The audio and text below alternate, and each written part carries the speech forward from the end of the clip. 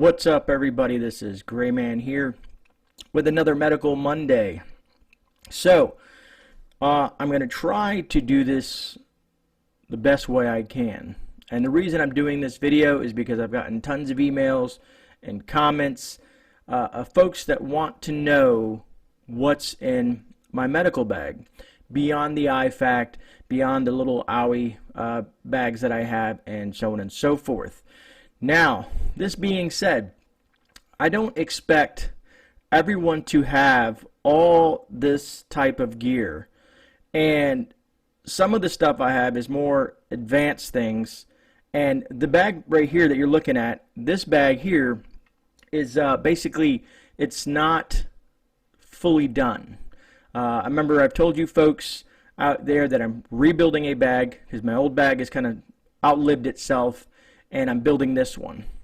So yes, there'll be some things that will be missing in this bag.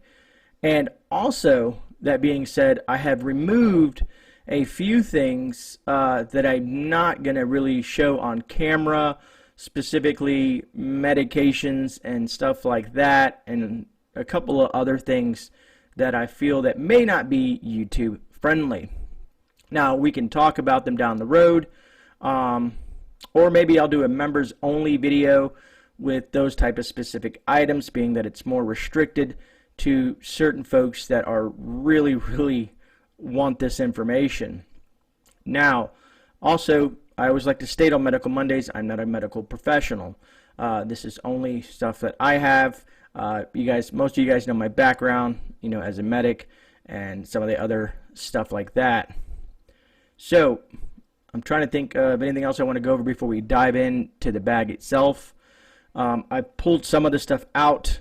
If you see, there's some things missing here, and I pulled it out, and I've got it sitting here and around me to make it a little easier and quicker to transition.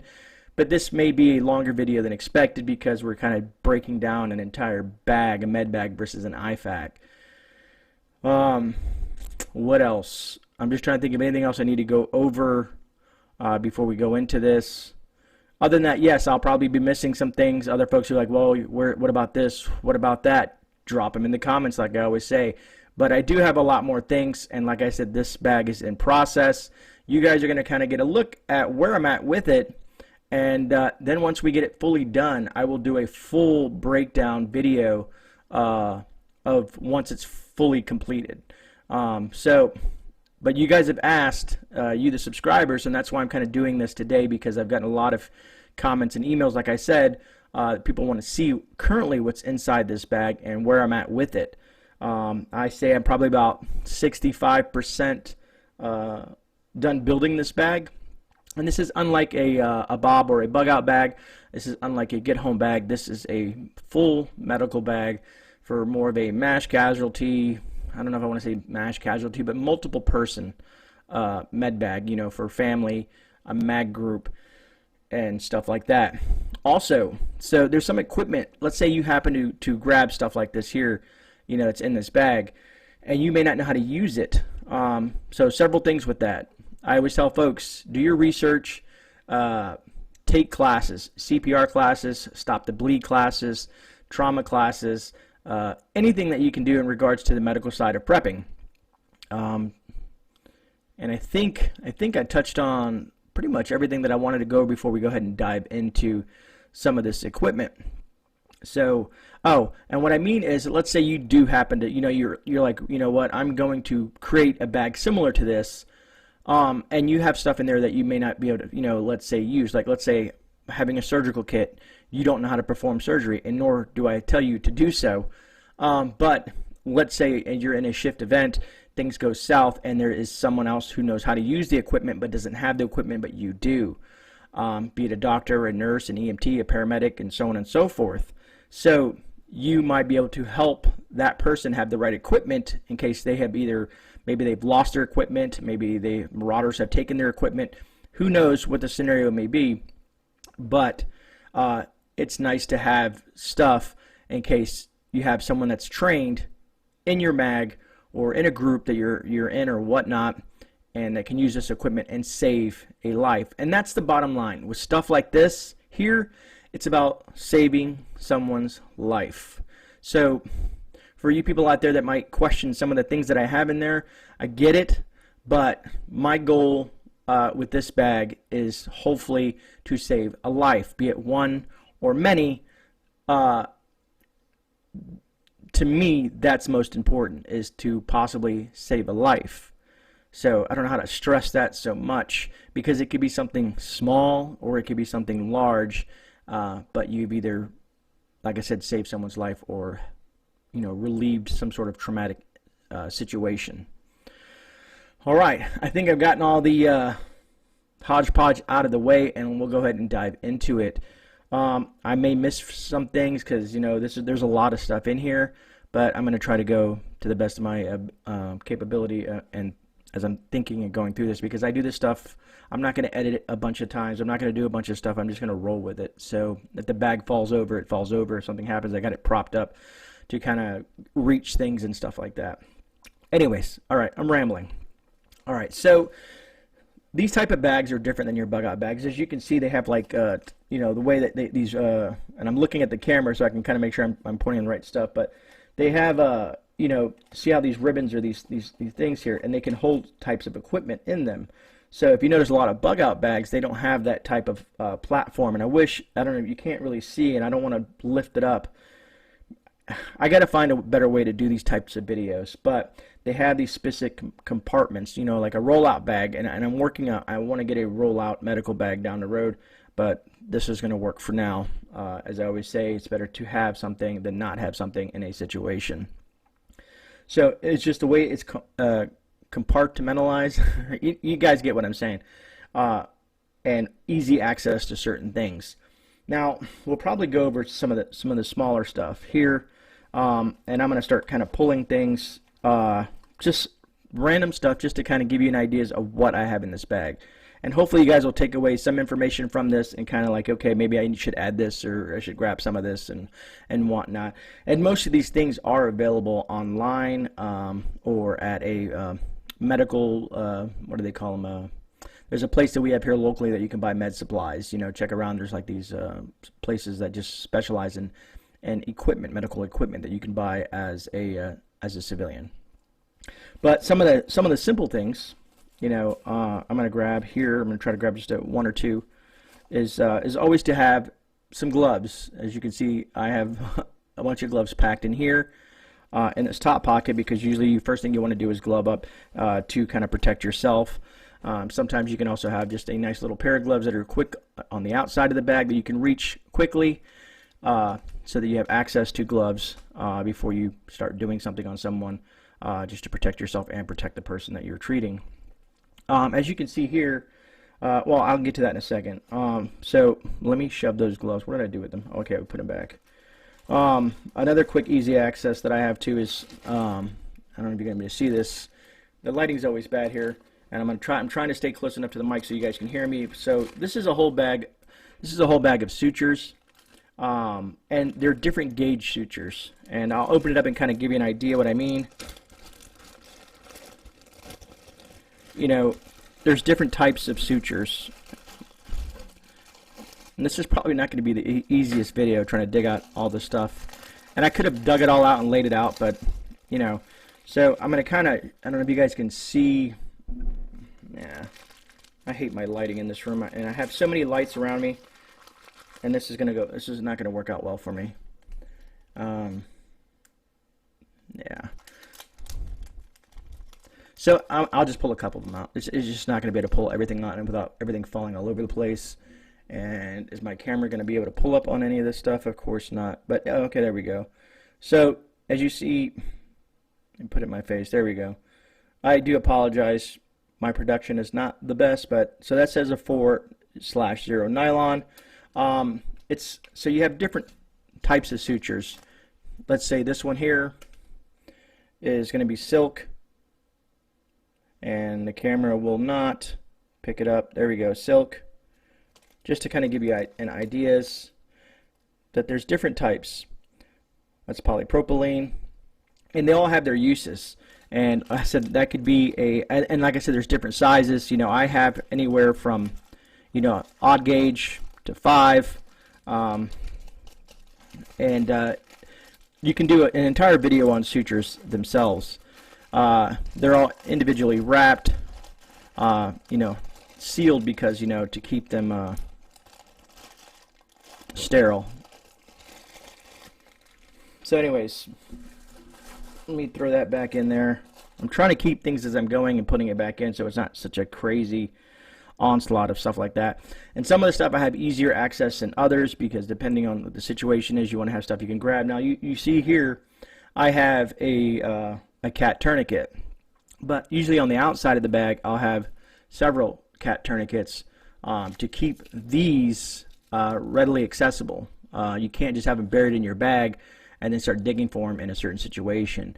And you guys know I carry lots of cat tourniquets in the vehicle, in my med bag, in my IFAKs, on me personally. So I carry a lot of Cat 7 bags, or Cat 7 tourniquets, sorry. Usually, because like I said, I'll have, you know, they'll be sitting here in a situation like that, you know, where I have multiple cat tourniquets. But like I said, I have a couple on the outside and I have several in here, and I'm trying to pull different things from different areas to kind of show you guys what I got in there. Alright, so let's move on to a different pouch. A lot of you guys may have seen these. Where did I do with the other one? And they come in different packages. So you have nasal I'm gonna mess this up. So anyways, nasal pharyngeal, and of course the camera is not going to pick up on that. Maybe if I cover my face it will. There we go. So this was, as you can see the name there, the nasopharyngeal airway. And also, you know, I carry different versions of it. I don't know if that's going to pop up. This is going to be a lot harder than I expected. But anyways, if you notice there's lube in there inside this packaging. Because you just don't want to shove something down someone's nose without, you know, lube. And it's medical lube. You know, I'm pretty sure if you in a bad situation, you can use stuff like other types of lube, if you know what I mean. But this is called yeah, SureGlide lube. But there's other stuff. But you want to try to use medical lube. I call it medical lube, just because it's made for something like that. And you know, there might be other folks out there that are going to probably like, well, we call it this. Well, I'm glad you do, man. We all have names for stuff, and you can call it what you like. I just know that you got folks out there that they're going to try to tear things apart, but it's part of YouTube. So kind of sticking to the suture aspect of things. Maybe you don't know how to use a suture. Maybe you don't know how to sew, or it freaks you out. So that being said, I carry other things, and you got to keep these things sealed, you know, because you want them. I don't know if you can see that there. Disposable skin staplers, and I've seen a lot of folks luckily carry these here, but if you can kind of see the front of that, that's a very simple way of trying to stitch someone up. And like I said, you want to keep this stuff sealed because you want to keep things sterile, if you know what I mean. And if you have a stapler kit, you should have, let's say, a staple remover, and there you go. And like I said, a lot of these things will have instructions on there for you. And my camera's going to play with me, but yeah. And as you see, the key word here is sterile. That's why they're still in packaging. You want to keep things sterile. Now, this is a more of a heavier duty staple remover there, the metal one versus the, you know, the cheap plasticky ones. But it's just I have a bunch of different ways. I do things where I fall back on multiple things in case one fails, if that makes sense. Because let's say the cheap plastic ones, or you know, the cheapy ones fail, I have something that's straight up 100% metal, as they say, surgical steel. That's not going to fail on me. And then you'll see stuff like this bag is starting to fall. I wonder if I can bring it up a little bit more. Like I said, it's not the easiest task. Simple stuff like super glue, which my camera probably will not focus on that, but you guys get the gist of super glue. You know, for wound care, or to seal up a wound. Some people will tell you duct tape and stuff like that, but you got to be careful with certain things because it's not sterile. And duct tape, if it's not sealed duct tape and you have it in your bag floating around, it's going to pick up all kinds of debris and possibly infect whatever you're trying to protect. So don't protect something that's infected. Or you get what I'm saying. I'm about to go off on a tangent here, but so that's some of the stuff there. Let's kind of go into stop the bleed stuff.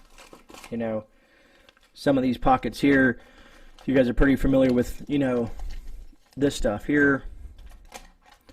You've probably seen some of this bleed stop there. It's kind of the cheap stuff, but it still works. I've tested it out myself for minor stuff, and also you guys are probably more familiar with stuff like, Quick Clot. I notice if I cover my face, the camera seems to want to will want to zoom in on this stuff. But Quick Clot, you can see it there. And if you notice, this is not your Quick Clot. Like this is granules.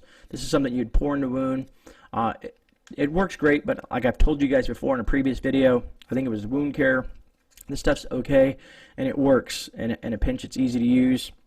And I've told you guys before, most of this stuff, there's instructions on the back of it, and I'm trying to think of it, but this is impregnated gauze for the Quick Clot, and I told you how much this works better, and I guess I'm going to struggle with this through the entire video, but it is the gauze, and I don't know if you can see that there. I'm going to see if I can move this here, and as you can see, the U.S. military is proven and safe, easy to use. Now, that being said, I told you guys in a different video, now this is a little bit more pricier, but I find it to work the best, and I was going to show it to you guys. I'm noticing there's going to be a certain spot that I can do this in. There we go. Let me see if I can get that camera. Come on, camera. I'm going to struggle with this through the entire thing, but anyways, there we go. It's Celox gauze. It's and of course it goes out of focus. Well, thank God I have great subscribers that bear with me when stuff like this, when I have trouble with my videos. Like I said, I'm not some YouTube pro here, but anyways, this is one of my favorite stuff, this hemostatic gauze here, and it controls moderate to severe bleeding. And when you put stuff like this on, like I said, it's impregnated with stuff to stop the bleed. And also, what I really like about it is because when you use this gauze, you can apply pressure. Pressure is key with a lot of this stuff like that, and we can do a whole nother video in regards to pressure and using gauze and bandages and stuff like that. But pressure is key when you're trying to stop the bleed. And I'm pretty sure I'll have some genius out there try to call me out, but it is what it is, man. You take that risk being on YouTube. But honestly, no, I almost slipped. I was going to say something, but I did not. I like to think before I say. So I kind of went into those pouches right there. Now I'm kind of going to touch, and this bag may fall on me down here. So if you can kind of see this stuff down here, I don't feel like pulling it all out, but so I have, you guys have probably heard of decompression needles. So I have stuff like that. I also have stuff above it that's stuff for IVs, and this one is more easier to pull out, and I don't know if I'm going to be able to get this on camera. I'm just trying to think of a way I could describe this to you other than, it's an IV catheter, and this is a shielded one. And there, yeah, that camera. I'm trying to block my eyes and see if that works better, but it's not going to do it. Well, I'll have to do some. Anyways, one of these days when I actually learn how to use all this camera equipment the proper way and make videos, I'll be able to zoom up on there, or just take pictures of stuff and just throw them on the screen. But I'm trying to show you that I have this stuff in my bag and that I prep it. You know what I mean? But evidently with all this, and I have little to no light in here. I have one light way over there, and it's just not going to want to do it. Maybe if I use two of them, it'll do it, and not so much. It definitely wants to focus on me. And yeah, so that was a fail. And then these are kind of like These are like your blunt tip syringes in here. And, you know, I see everybody do this with their stuff. That maybe the camera will focus on that. But, so this is to, I guess you start the IV. It has, you know, saline inside of it, and it's to kind of clear that and push that fluid through to get the IV started. Hopefully that makes sense to you. Most of you guys, I don't expect to be starting IVs unless you've been trained on it. You know, if you're a paramedic, a CNA, a nurse, you know, combat medic, or, you know, stuff like that. So, but this is, I'm trying to see, I wanted to get the words on here, but I just don't think my camera's going to pick up on it. You know, it sucks. I'm trying to get as close as I can. There you go. So it's, see where it says normal saline IV flush syringe? That's what that is. Maybe I'll just have to get closer to the camera and you know, what's it called? Chest bump my mic and whatnot and make all kinds of noise. That being said, you know, you got to have, you know, a whole way to set up the IB. You got to have this type of equipment as well. Let's see there, to add to that, because the IB consists of multiple pieces, and you got to have all the pieces in order to do that. And maybe if I show you the front of it, you guys can get an idea. It kind of has a description on there. There we go. But if you see how it's set up, and you guys, if you guys have ever been in the hospital, you guys would know these are, but that kind of gives you an idea.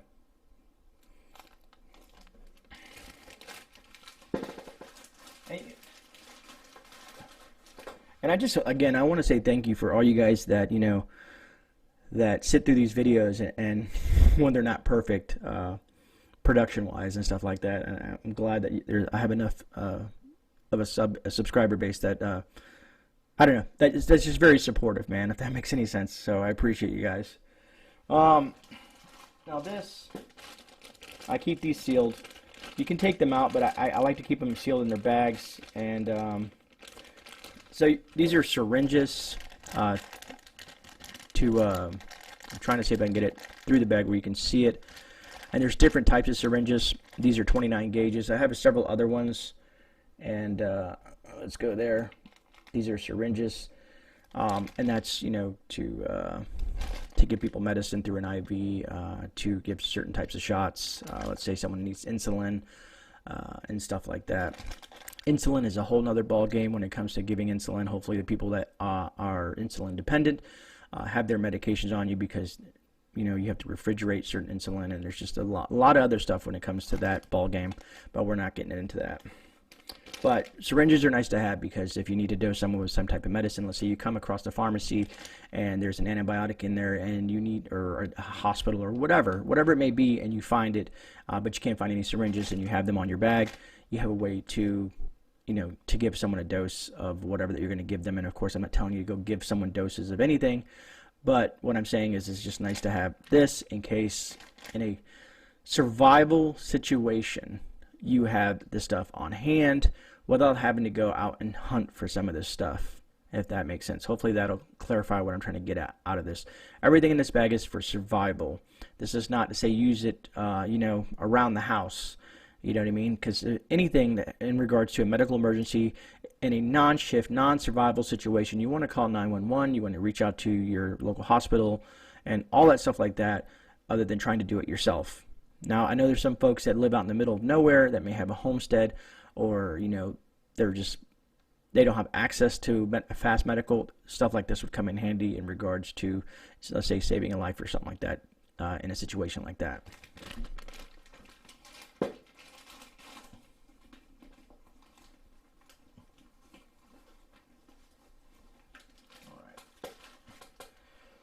All right, and then of course you can see I have a couple of hemostats and some surgical scissors here, some very small for, let's say, sutures again, and other stuff like that, and then hemostats, and I have more than that.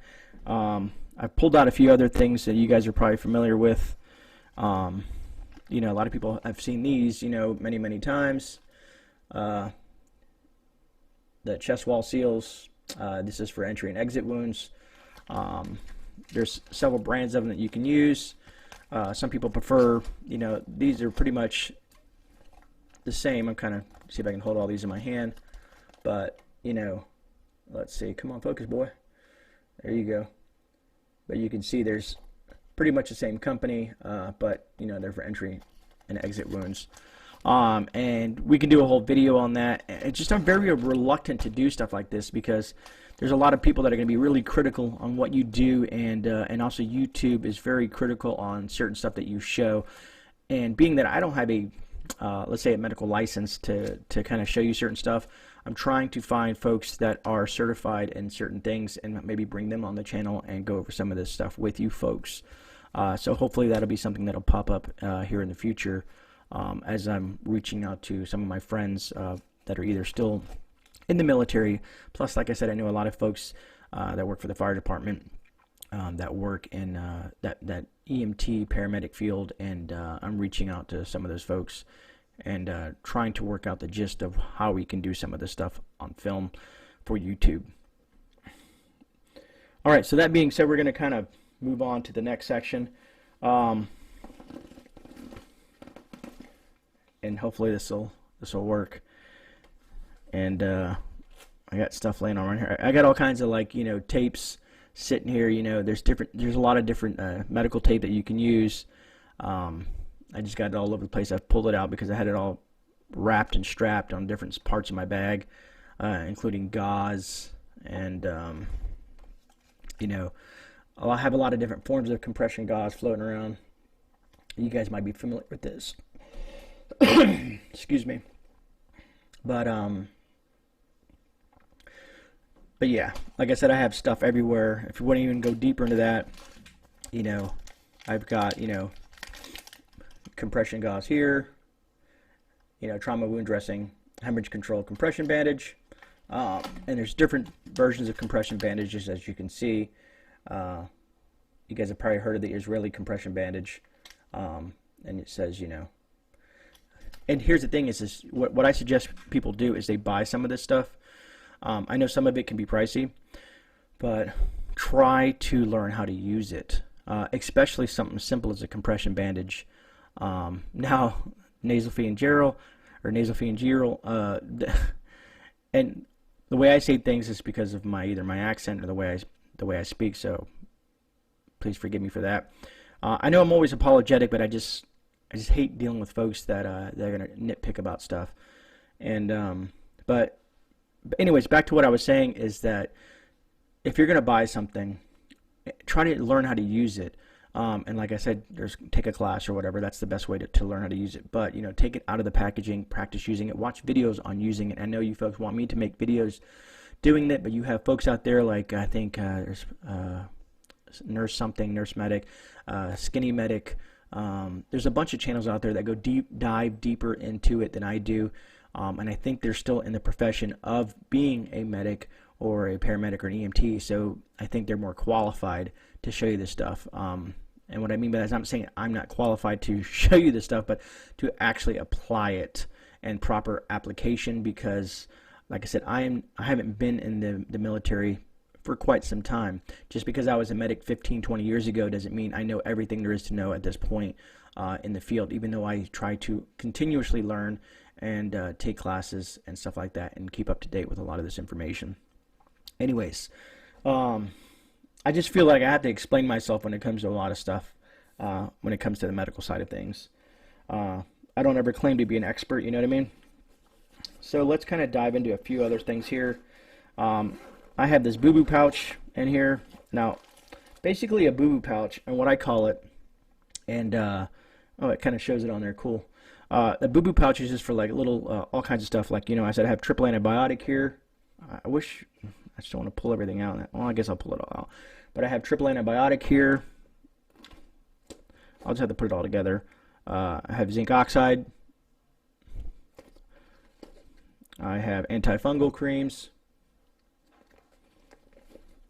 I have burn gels for sunburns and stuff like that.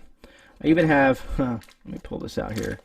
What about if it's nighttime and you don't have a light or something like that, or you're just trying to light the scene? I even have, you know, what they're called, glow sticks.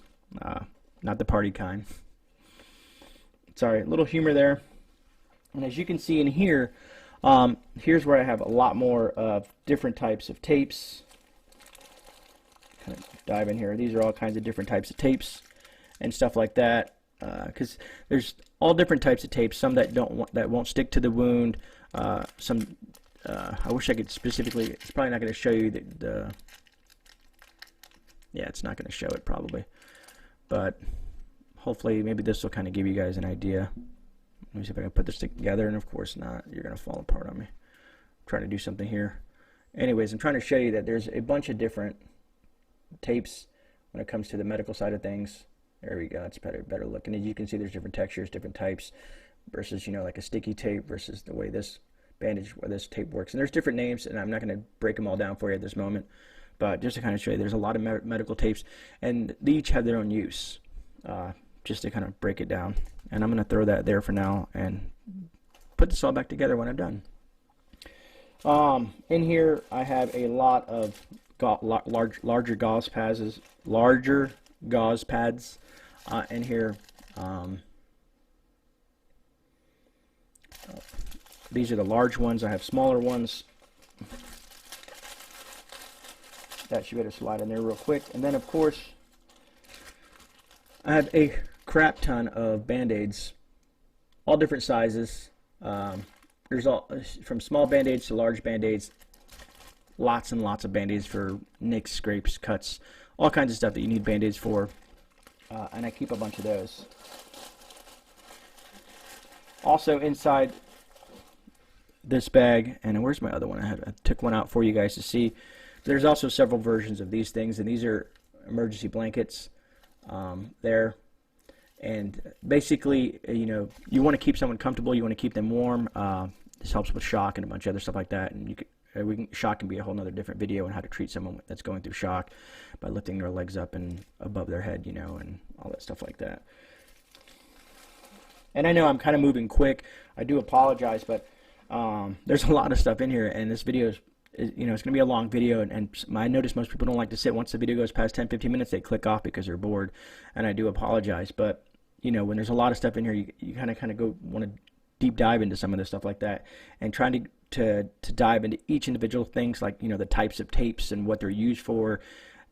They're all videos within themselves, but I don't think most folks out there want me to have, you know, a 15-minute video describing each medical tape and their uses. So I'm just kind of showing them and kind of pointing you guys in a direction for you to do some research, so that you guys have an idea. Like, okay, there's, like, let's say there's 5 different types of medical tape. Well, maybe I should look into this, and why is there 5 different types, and what their uses and stuff like that for, and why I need to have some of them or all of them. All right, so like I said, that's just a little boo-boo bag, as I call it. It's something that's, you know, for nick scrapes, and I think everybody repeated that. Now, kind of going to dive into here. We're going to get into a little bit more of the larger equipment. So this here, this is one of my favorites. So these are splints. Now, you can make your own splints out in the field, and come on, camera. As you can see that there. This is a splint, and they're really, really easy to use. I don't know if you've ever seen those slap bracelets that people put on. They're kind of similar to that, but these can come in very handy. They're they're lightweight. You know, they're just easy to throw in your bag and stuff like that. So carry a couple of those splints with you. This is a 36-inch splint. I just find that length is easy to work with on most things when it comes to arms and legs and stuff like that. Of course, you can have a triangle bandage if you need to put something, you know, for your arm, which I have some of those floating around here. I don't know if I'll get deep into that, but like I said, we can go into a whole video about bandages and the types of bandages and stuff like that, you know. Like how we said, we have compression bandages, we have this type of gauze and this type of bandage, and you have ace bandages and sprains and yeah, I'm going crazy. And I've showed you guys this before. You can carry large, you know, let's say you can have something as simple as just a small bottle of wound wash that you can buy at your local pharmacy. There we go. You know, it's an antiseptic, you know, first aid wound wash. Or you can have large bottles like this, saline, for wound wash as well. And as you said, you notice it says normal saline. There's different types of saline, and we can go that into this is not the same saline that you would stick in a bag and run through an IV. Put it that way. Hopefully you guys get the gist. This is for wound care and wound wash. Now me, here's how I look at it. There's never enough gauze. So I carry a lot of gauze, and you guys can see here, this whole bag is just, this whole bottom row is just full with individually wrapped gauze. Hopefully we'll get the camera to go on that, but you know what I'm saying. It's a gauze roll, stretch bandage. This one is it's a 4-inch gauze by 4 yards, and this stuff is cheap. And that's what I'm saying. I buy it by the case, because you just never know if you need to pack a wound, you need to wrap something. There's just so many uses for this gauze, and not this has to do with the medical side of thing, but I've played with it, and it makes good fire starting material too in a worst case scenario if you have nothing else. Being if you're stuck with your med bag and you know you have your EDC and you only have, like, let's say your ferro rod or something like that on you. But I'm getting off topic. Again, in here I have more, just in case I'm trying to reach the gauze. I have more medical tape in here in regards to the gauze. All right, so I kind of touched on this. This is not sterile. So if you have something like this, this is kind of a small, I'm not going to dive too deep into this, but this is a small surgical kit. And it comes with blades for the scalpel. But there's better options than this. This is just quick. This is for like an abscess, or not an abscess, but like something on the exterior of the skin that I would try to like dig out or cut open or stuff like that. I'm not going to go too deep into that. Like I said, I don't like to kind of dive into certain stuff, but just kind of wanted to show it to you folks. I can, where did I put those at? I could have showed you on the front end of this, something that you guys, back here. Let me pull this out. I have a bunch of these. I don't know if the camera's going to focus on that, but these are scalpels. They're disposable sterile scalpels. A lot of hospitals use these now versus an actual scalpel like in an emergency room. But I have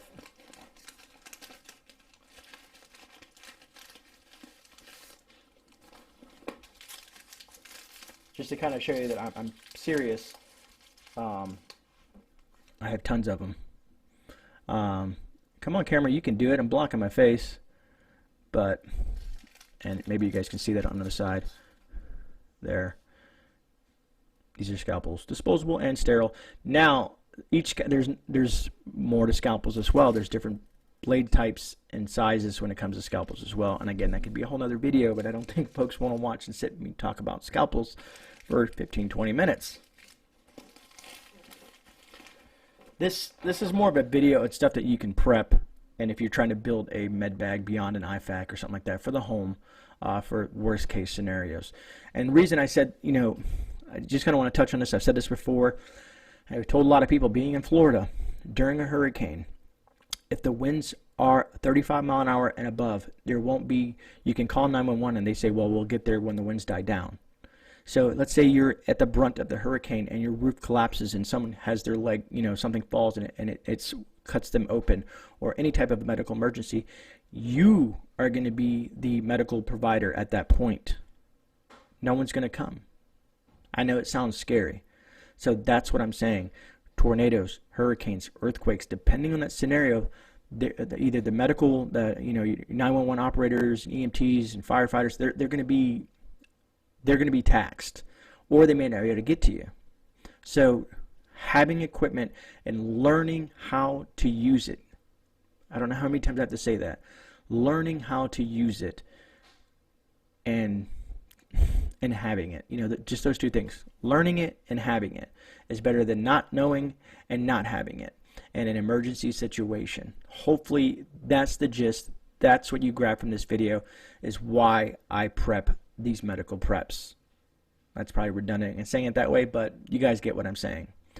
It's just, it's so important, and that's what I'm just trying to relate to you folks in regards to the medical side of things. Because some people will buy a first aid kit and think, okay, I'm done. Sometimes things will get out of hand beyond just a basic first aid kit. Just saying, my opinion. All right. Let's go into this. This is your standard. I'm going to pull this out here and kind of show it to you. You know, this is you guys have probably seen this a million times. I hope, and This is a blood pressure cuff, and hopefully I can get my camera to get on that. Get off my face, camera. This is a blood pressure cuff. It shows you even where to put it. Stop focusing on me. Anyways, so this is a blood pressure cuff. You guys have seen these. I don't really think I feel like I need to go over a blood pressure cuff with you. But learn how to use it. Again, learn how to use a blood pressure cuff. And some people are like, well, I have the automatic one that you stick on your wrist. Well, do you know how to use that? Do you know if you use one of those automatic ones, A, it has to have batteries, so hopefully you got batteries prepped. And B, you know, people will put it on there and they're sitting down here waiting for it to read their blood pressure, their pulse rate or whatnot. You need to have your hand above your heart when you're doing that stuff like that. I've actually been to a doctor office and they're checking my vitals, and they have my hand below here, and I'm thinking to myself, you got to have your above your heart. And I'm just like, okay, so not even some of the professionals know some of the stuff like that. And like I said, it's just, I get the automatic ones, but learning how to use something like this is going to be way better than, let me try to wrap this back up, way better than the automatic, you know, blood pressure readers and stuff like that. It's just, I just don't think they're as accurate as something like this is. And like I said, it takes batteries. This takes no batteries. This takes no batteries at all. You don't need power.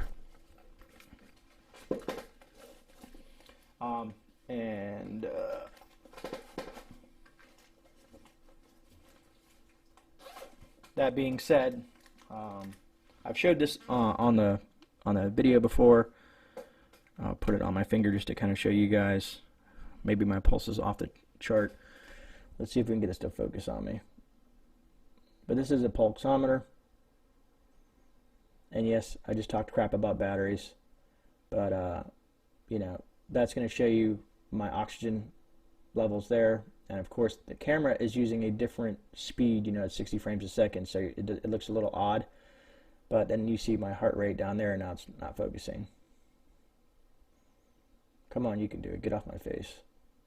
Anyways, so that is kind of weird how the camera's interpreting that. But so up there is my oxygen levels, and down here is my pulse rate. That kind of gives you an idea.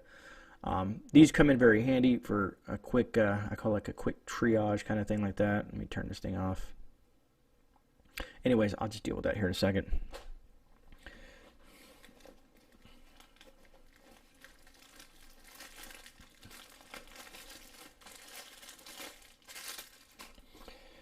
Basic stuff like a stethoscope. I know everybody has seen a stethoscope in their life. Now, there's some that are better than others with different diaphragms and stuff like that. You don't want to buy a cheap $10 stethoscope, and I can go into a whole video about that.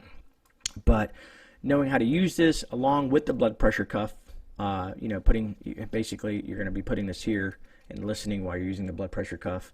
Some of you guys out there who've done this before, been in the medical field, you've probably seen doctors do it. We have your blood pressure cuff on, and they got this here. There's reasons why we do that. But yeah, a stethoscope is very nice to help. You can hear people's lungs, and if there's anything, and breathing and wheezing and stuff like that, people's heart rates and stuff like that. If you know how to use your wristwatch and checking someone's pulse, if you know where to check the pulse at, you have a couple different spots. And make sure you're using the correct fingers, because you also have a pulse of your own running through some of these things, and you need to check the pulse the correct way. But like I said, that's going into more greater detail.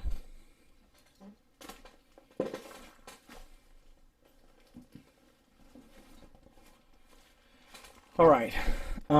So I have a couple different forms. You know, you have small stuff like this. Some people have what they call a Cpr Shield. I don't know, that camera's probably not going to put it. There we go. It's a Cpr Shield if you could give someone CPR, if you know how to give CPR. This is a little bit more intricate. I like this myself better. This is a Cpr Mask. I like this better than just the cover. And it should be noticed with this, it says adult and infant. Okay?